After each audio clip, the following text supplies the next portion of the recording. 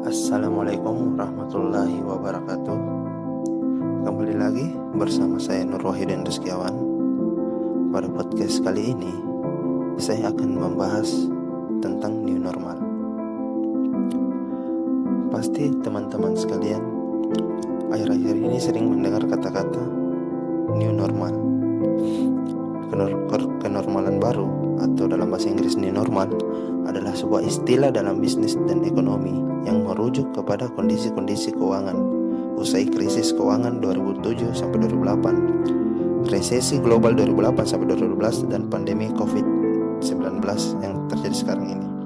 Sejak itu, istilah tersebut dipakai pada berbagai konteks lain untuk mengimplikasikan bahwa suatu hal yang sebelumnya dianggap tidak normal atau tidak lazim kini menjadi umum untuk dilakukan. New normal dilakukan sebagai upaya kesiapan untuk beraktivitas di luar rumah seoptimal mungkin sehingga dapat beradaptasi dengan menjalani perubahan perilaku yang baru. Perubahan pola hidup ini dibarengi dengan menjalani protokol kesehatan sebagai pencegahan penyebaran dan penularan COVID-19. Kesehatan mental sama pentingnya dengan kesehatan fisik. Namun, sebagian besar orang Indonesia masih saja mengabaikannya dan memandang buruk penderitanya. Salah satu gangguan mental yang sering dialami orang adalah kecemasan. Terlebih pada saat pandemi seperti ini, berkaitan dengan psikologi komunikasi dengan adanya informasi mengenai kebijakan new normal, ketika aktivitas kembali dilakukan di area kenormalan baru, rasa cemas dapat meningkat. Praktisi mindfulness dan emotional healing Aji Santoso Putro mengatakan, umumnya orang akan menganggap kecemasan biasa sembuh seiring dengan berjalannya waktu, sehingga tak perlu penanganan khusus untuk menyembuhkannya. Menghilangkan rasa kecemasan mungkin saja terjadi, tapi jika masih di tahap ringan.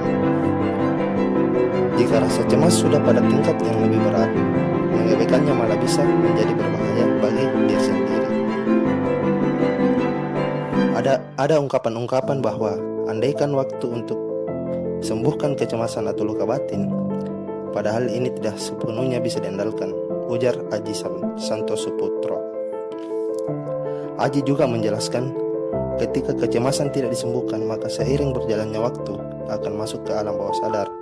Rasa cemas seolah-olah tidak ada, tapi sebenarnya sudah menjadi bom waktu yang bisa meledak suatu saat.